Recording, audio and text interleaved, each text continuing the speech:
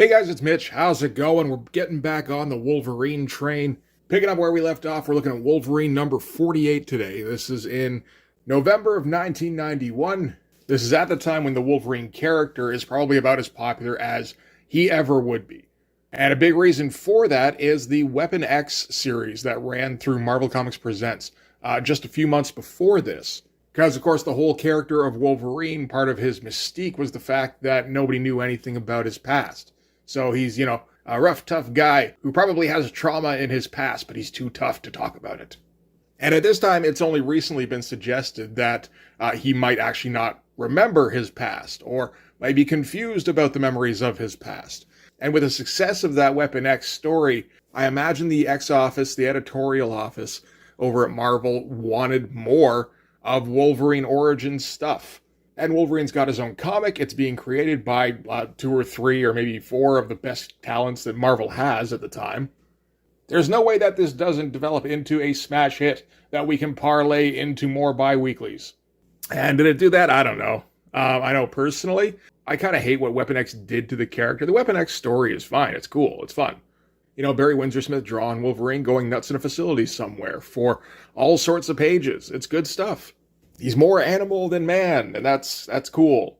And that would, kind of get spun off into all sorts of shit with, false memories, memory implants, maybe, something's true, something's not, but you're not for sure on anything, which I don't like, personally.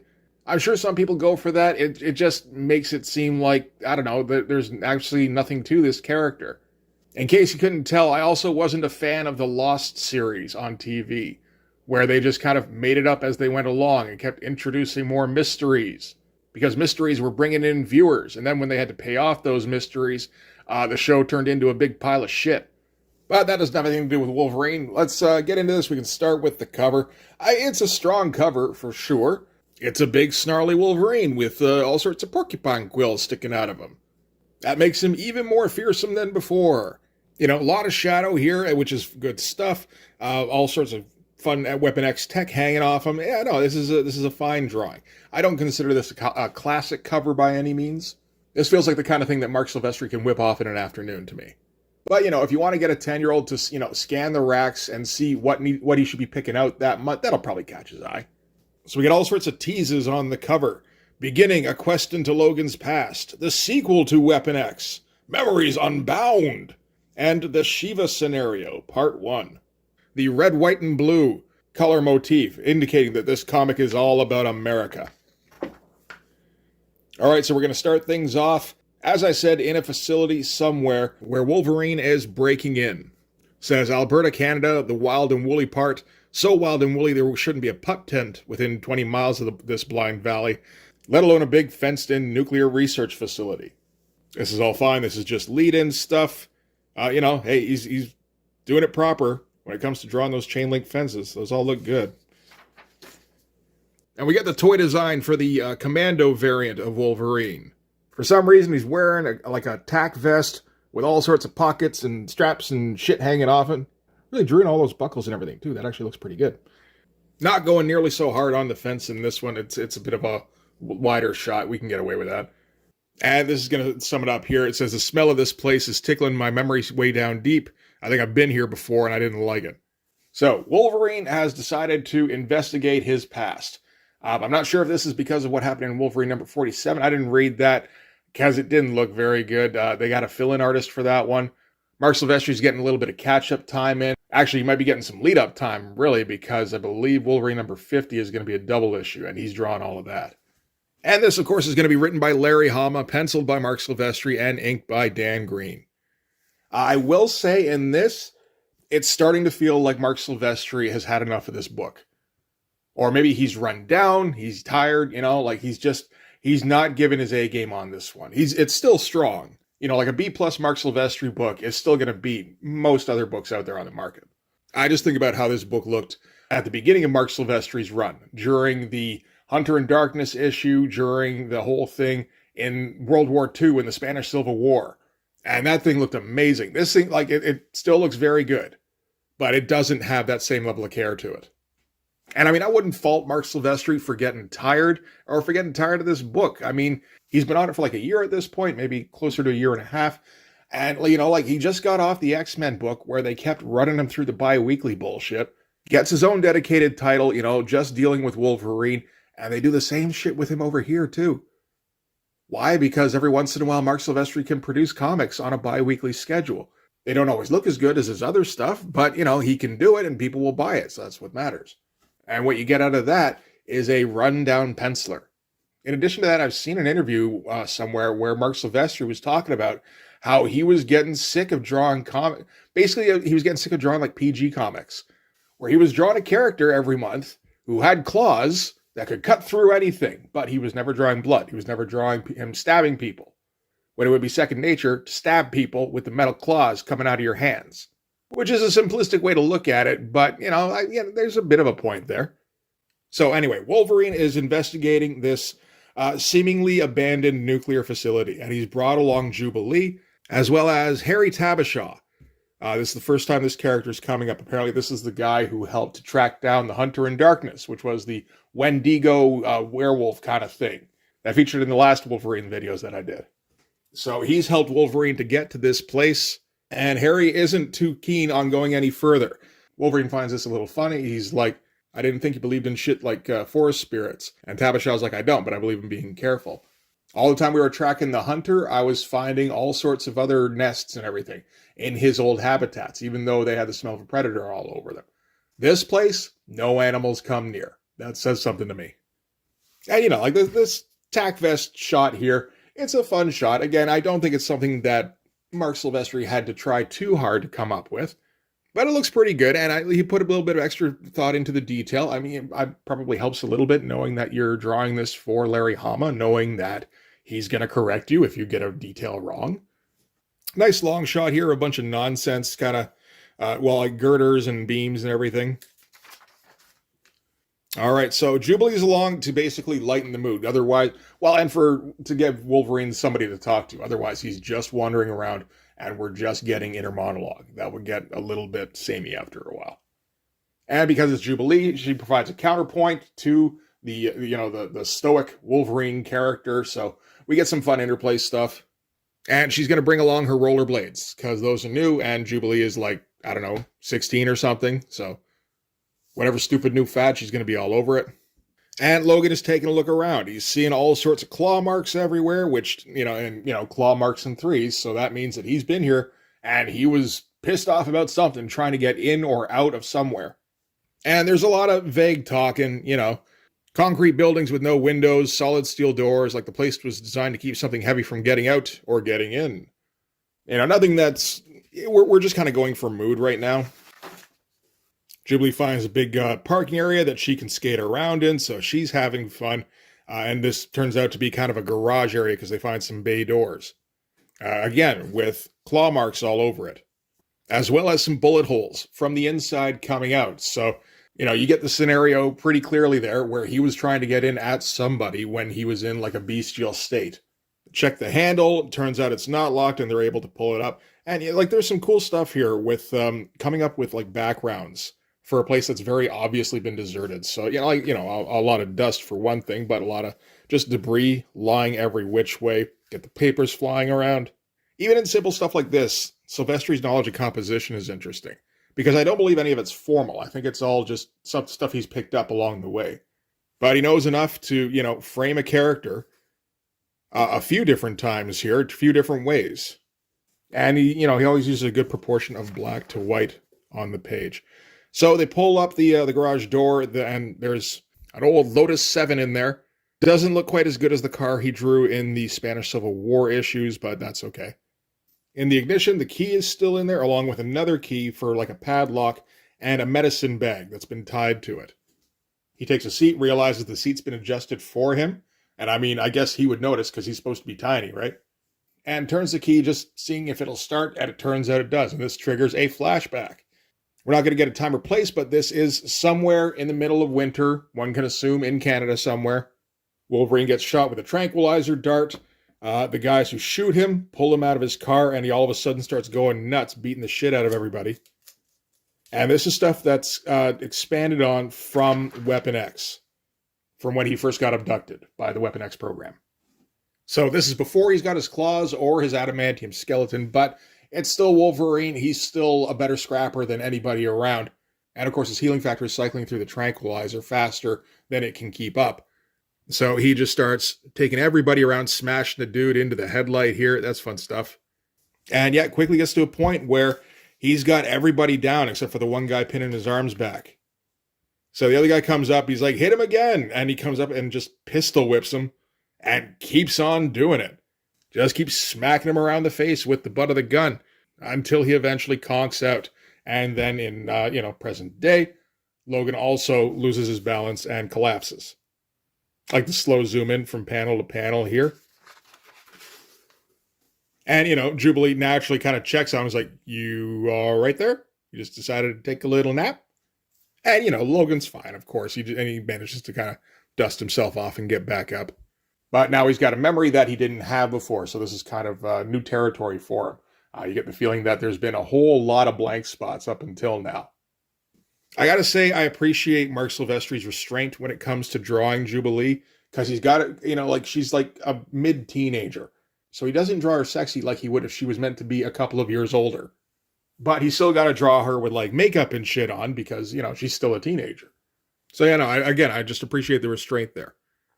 Gets inside the facility. And this is the Weapon X facility. So, we've seen this before in the pages of Marvel Comics Presents. It's drawn by Barry Windsor-Smith. And he's just walking through, checking the place out. There's a damn good amount of detail in shit like this. This is a great example of what to do in a pretty small panel to just show this kind of abandonment. Where you get your silhouetted elements in here. You got your example for the place having filled up with water. Some kind of basic tech on the walls, but it's really just kind of thin background detail, like thin line. And stuff in the foreground here that's going to be essentially out of focus, kind of jumbled garbage. But it's a really well-constructed little panel here, and I've got to remember to come back to this. So Wolverine's saying, looks like somebody lit off a few frags in here, as well as a few thousand rounds of military ball ammo. That much firepower in an enclosed space, they must have been desperate. What were they shooting at? Or what? Or who? And of course looks down in the water, sees a reflection of himself in the Weapon X project, so we're going to get another flashback now. That's a weird close-up on the face. I like it. I like the shadows and everything, but if you actually look at the expression, I think this eye really should have been hidden. Because without it, whoa, he's all of a sudden starting to look a little bit like Sloth from Goonies. So the flashback he gets is exactly what you'd think. It's the bit from Weapon X when he's rampaging through the facility, tearing it to pieces. Interesting thing where they're calling for Wranglers here, which would have been introduced back in, I believe, issue 46, briefly. But those are, I guess, supposed to be the project handlers, like the security team. And this is just fun stuff of him tearing stuff to pieces without showing any blood, which, again, might have agitated Mark a little bit. Clawing his way into the ductwork and crawling through. That's some pretty good stuff, again, for small panels where you got to indicate that kind of thing. And then busting up into the office of the professor. This is the guy who's running the Weapon X project. And it's a fun anchor image shot. This is, okay, you guys want to see Demon Wolverine, here he is. And judging from the cover, yeah, we do, I guess. That's one of those things it feels like Jim Lee brought to Wolverine. Was, when he gets feral, he gets demonic. That shows up early in his run on Uncanny X-Men. As well as, you think of the cover to Punisher War Journal number 6. It's before that, he was just a guy in an outfit who'd, he'd get a little intense sometimes.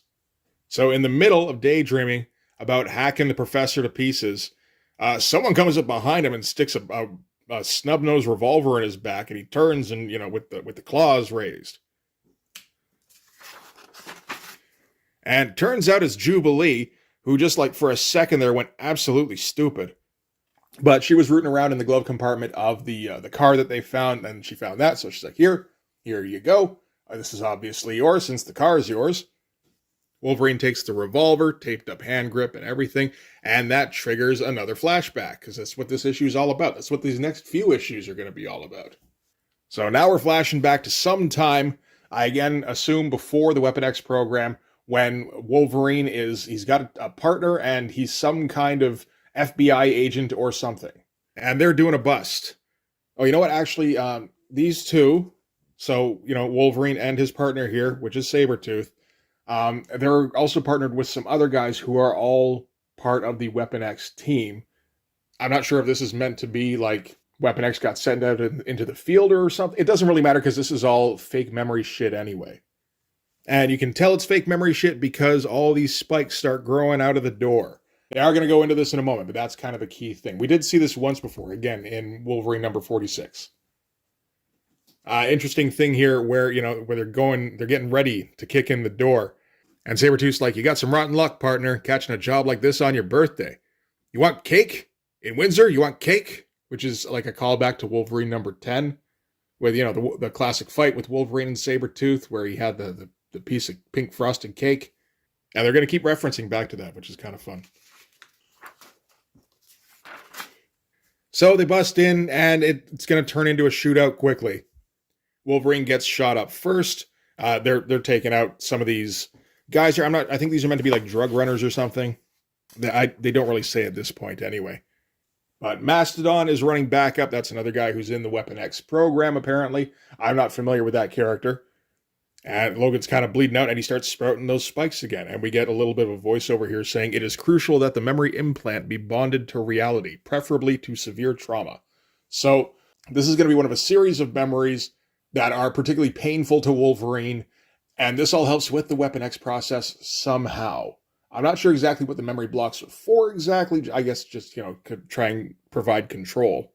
But yeah, you look at this stuff, and for Mark Silvestri, this is all good-looking stuff. There's absolutely nothing wrong with any of this. It's just not his best stuff, which is, I just like to see his best stuff if I can. And I feel like we're not going to get very many more opportunities to see it because, like, Mark Silvestri's time on Wolverine is running short. He's got less than 10 issues left before he jumps ship for Image. And then we're not going to see the best of Mark Silvestri, like, ever again. At least as far as I'm concerned. My favorite version of Mark Silvestri is the version on Wolverine, where he's got kind of a fast, expressionistic style that him and Dan Green have worked down to a science, where he still puts in a bunch of detail, but everything moves at a nice pace, and he's figured out everything in terms of dynamicism, in terms of the composition, all of that. I just kind of feel like he never really topped what he was doing here. And then as soon as he moved to Image, he was told, you know what you should do? You should draw more like Jim Lee. And that worked. It made him a fucking millionaire. Made him so rich he never had to draw comics again. Yay! This memory thing just gets kind of crazy and silly. He's still sprouting out all this stuff here. Sabretooth, of course, doesn't have any other backup, so he's the sole target now, and he's starting to get shot. Everybody's kind of homing in on him, and Logan manages to push himself back up. He's just like a giant fucking pincushion at this point. He's got his dual-wielded snub-nosed revolvers, and he starts taking people out left and right, including a guy who turns out to be the Professor. And he's going like full-on bestial here. And we're getting more of that voiceover here saying the brain does not allow itself to remember excruciating pain in precise detail. These are appropriate gray spots to build on to layer in alternate scenarios. The real trick to giving the implant credence lies in artful juxtaposition. The brain would much rather believe an unpleasant fiction than a horrifying truth. The implant overpowers reality by being marginally more palatable. It's all in the placement you see. Okay, so this is to block out the whole bonding process. I see. So Logan in this kind of feral state, again, with all the spikes sticking out of him, he's barely able to talk. He tells Silver Fox to drop the gun. She says no. Sabretooth says, she said no, Logan, do her. Again, calling back to Wolverine number 10. And Logan, snags the medicine bag from around her neck, and that's going to be the end of this little fake memory sequence. But it turns out that what he was really doing was he was snagging the keys off of Jubilee here, and he actually, managed to slice her finger just a little bit. Just enough for it to be kind of funny. Again, she's just here to kind of lighten the mood when we get back into reality. So he's got his keys, including this, the padlock key here, which is going to come up later. And he's got a couple of new memories that he's got to sift through. And he says, got to get out of this place. It's jarring loose, too many questions I got to ask Xavier about. We're heading back to Westchester. And we're going to end with this big machine here that's opened up. It looks like a mold of some kind that is open. So whatever was in it, it's left now. And we see on the side here, Shiva. And we're going to find out what that is, but not next issue. That'll be in Wolverine number 50. Interesting tech here. It doesn't look very much like Silvestri tech. It's just kind of a lot less formed. It's kind of dashed off. Silvestri tends to go one of two ways. He either goes clockwork or he goes like kind of super digital. Anyway, that is it for Wolverine number 48. It's not really a bad issue when all is said and done. The only problem is, again, I don't like all this false memory stuff. I feel like it's kind of, distracting from it. And, like, what do you get at the end of this? Like, I've read issue number 50. I know at the end of it, we don't really get any kind of answers. I also get the impression this is something we come back to every once in a while. And again, I don't really need more of this. I mean, of course, the alternative, well, you have one of two alternatives. The other is to go back to, we're not telling you shit about Wolverine's history, which is, problematic, but it worked up until Barry Windsor-Smith came up with his one admittedly cool story about his origin. And then it was like, okay, now we need to find out more cool things about Wolverine's origin. The other alternative is you tell Wolverine's actual origin, which they eventually did, and it sucked. And it basically killed the character. It made him just not very interesting anymore. Before you could speculate about, he was in this special forces. He was in this army unit at this time. Maybe. Some people seem to remember him around then. With his healing factor, people speculate that, he could theoretically be hundreds of years old. So maybe he was at the Civil War, like in Wolverine Origins. Oh, good God, we're not quoting Wolverine Origins, are we? There were all sorts of breadcrumbs that we'd picked up along the way. And, every once in a while you heard about a new breadcrumb that you missed, that somebody else caught, something like that. And you can, just kind of toss ideas back and forth about, man, it's so cool, he could have done this, he could have done that. And then you clarify it all, and it's like, oh, okay. So this stuff he did do, and this stuff he didn't do. Okay. Some of it was kind of cool, I guess. It wasn't as cool as the possible scenario I had built up in my mind, or the preferably better scenario that I assumed, professional writers would come up with. It wasn't cooler than either of those things. But, once you let the genie out of the bottle, once you tell a definitive Wolverine origin story that suggests further examination, this was just kind of the inevitable result. We were going to get more of this regardless. And I mean, like I said, this is fine. Honestly, this isn't as bad as I remembered it being in terms of the memory block thing. It's actually explained fairly well. Like the reasoning behind it, as well as there being some logic behind the spiky bits. It's just kind of alluded to here, but basically, whenever he gets the spiky bits, that takes him to a place called the Painscape, and that's indicating false memories because the false memories are linked to traumatic events, as they say in the comic. Like there is some kind of logic in there that it's like, okay, that actually kind of follows. So, I mean, there's more there than I was expecting. I'd still rather we didn't have to deal with it at all, but that was just never going to happen. What were we going to get? Were we going to get cool, mysterious Wolverine for the last 30 years? I guess not, right? Anyway, we'll pick up with this. Next issue is going to be very much like this one, actually. It's almost completely the same, where we're going to get more memory flashbacks, only instead of being at an abandoned nuclear facility, it's going to be at the X-Mansion with Professor X and Jean Grey. So let's do it all again in a few weeks. For this one, though, that's going to do it. Thanks very much for watching, guys. If you like this video, please hit the like button. Helps with all the algorithm stuff. If you want to see more, hit subscribe. And if you really want to help out, in the description, there's a link to my Patreon. If you go subscribe there, that'll give you access to everything I do. So all sorts of videos, all sorts of Blood Force comics. You can also follow me on Instagram and DM me there for commissions. So yeah, that'll do it. Thanks again for watching, guys. I'll see you in the next one. Bye-bye.